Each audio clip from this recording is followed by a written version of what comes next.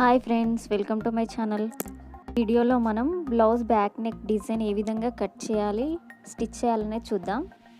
ఇలా ప్లెయిన్ బ్లౌజ్కి ఆపోజిట్ కలర్తో మనం డిజైన్ వేసుకుంటే చాలా బాగుంటుంది. చేసిన తర్వాత డిజైన్ ఏ విధంగా కనిపిస్తుందనేది చూసాం కదా. ఇప్పుడు ఏ విధంగా కట్ చేసుకోవాలి, ఎలా స్టిచ్ చేసుకోవాలనేది చూద్దాం. దీనికోసం మనం నార్మల్ బ్లౌజ్ని బ్యాక్ పార్ట్ ఏ విధంగా డ్రాప్ చేసుకుంటామో సేమ్ అదే విధంగా డ్రాప్ చేసుకొని నెక్ని ఏ షేప్ అయితే తీసుకోవాలనుకుంటున్నామో ఆ షేప్ని ఇలా డ్రాప్ చేసుకొని కట్ చేసుకోవాలి. బ్లౌజ్కి ఏ విధంగా అయితే బ్యాక్ పార్ట్ తీసుకున్నామో సేమ్ అదే విధంగా తీసుకోవడం కాబట్టి నేనేం ఎక్స్ప్లెయిన్ చేయట్లేదు.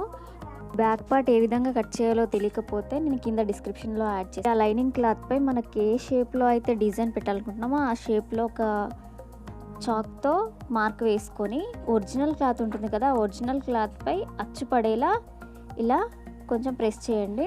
ఇప్పుడు లైనింగ్ క్లాత్ని తీసేస్తే అక్కడ మనకి ఆ ప్రింట్ అనేది కనబడుతుంది కదా, దీనిపైనుంచి మళ్ళీ ఒక లైన్ వేసుకోవాలి.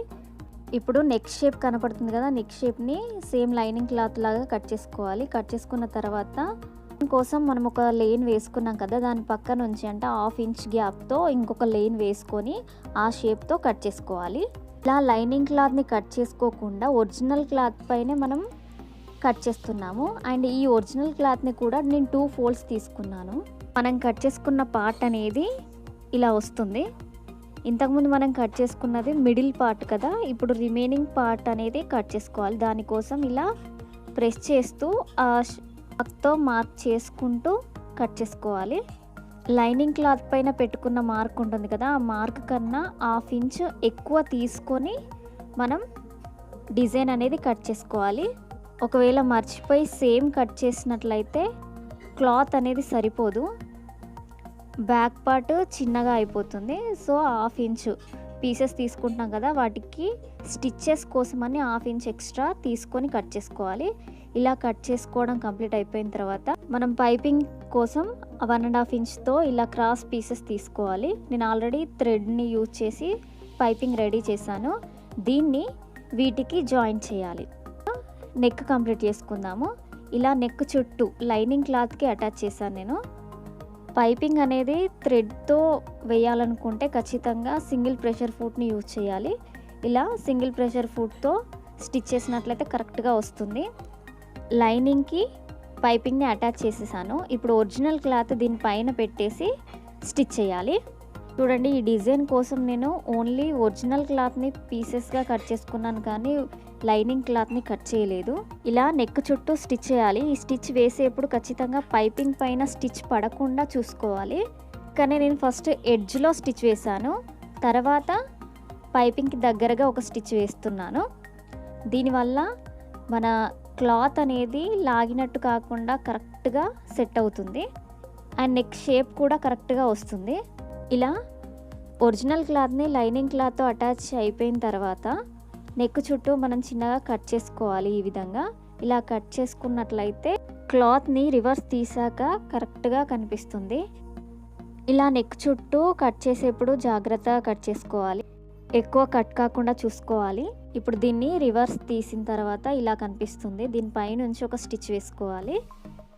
ఈ స్టిచ్ అనేది ఎడ్జ్లో వేసుకోవాలి. ఈ స్టిచ్ వేసుకునేప్పుడు కూడా ఖచ్చితంగా మనం సింగిల్ ప్రెషర్ ఫుట్నే యూజ్ చేయాలి. ఇలా పైనుంచి స్టిచ్ వేసేప్పుడు ఖచ్చితంగా స్టిచ్ అనేది చిన్నగా ఉండాలి. అండ్ ఈ స్టిచ్ ఖచ్చితంగా పైపింగ్ పక్క నుంచే రావాలి.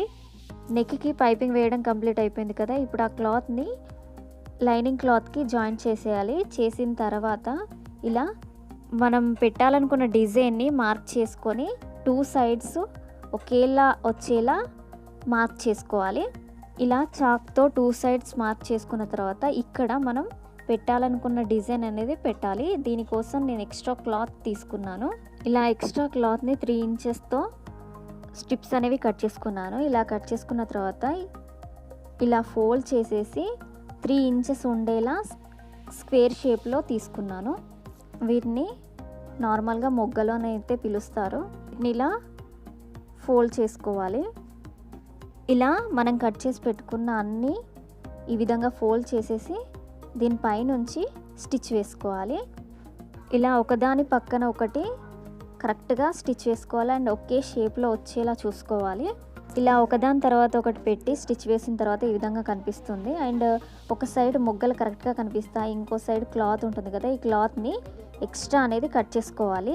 ఇలా కట్ చేసేప్పుడు ఒకే వైపు మాత్రమే కట్ చేసుకోవాలి, 2 సైడ్ కట్ కాకుండా చూసుకోవాలి.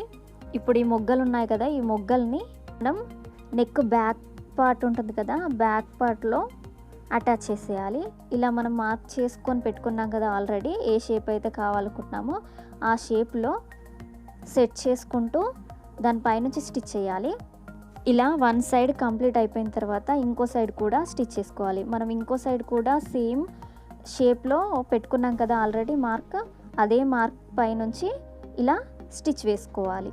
స్టిచ్ చేసుకునే ముందే ఏ షేప్ అయితే కావాలనుకుంటున్నామో ఆ షేప్లో మనం మార్క్ పెట్టుకుంటే ఈజీ అవుతుంది అండ్ ఫినిషింగ్ కూడా కరెక్ట్గా వస్తుంది. బ్యాక్లో ఇంకా రిమైనింగ్ పార్ట్స్ ఉన్నాయి కదా, ఆ పార్ట్ని వాటికి జాయిన్ చేస్తేనే బ్యాక్ పార్ట్ అనేది టోటల్ కంప్లీట్ అయిపోతుంది. ఇలా రిమైనింగ్ క్లాత్ని కూడా పైపింగ్తో ఫినిష్ చేయాలి. పార్ట్లో ఈ 2 పీసెస్ వస్తాయి కదా, ఈ 2 పీసెస్కి కూడా ఇదే విధంగా పైపింగ్ అనేది యాడ్ చేయాలి. మనం ఎక్స్ట్రా 1/2 ఇంచ్ అనేది తీసుకున్నాం, ఎందుకో గుర్తుందా? ఇప్పుడు ఇక్కడ మనము స్టిచ్ వేసుకున్నాం కదా, ఈ స్టిచ్చింగ్ కోసం 1/2 ఇంచ్ అనేది ఎక్కువ తీసుకున్నాము.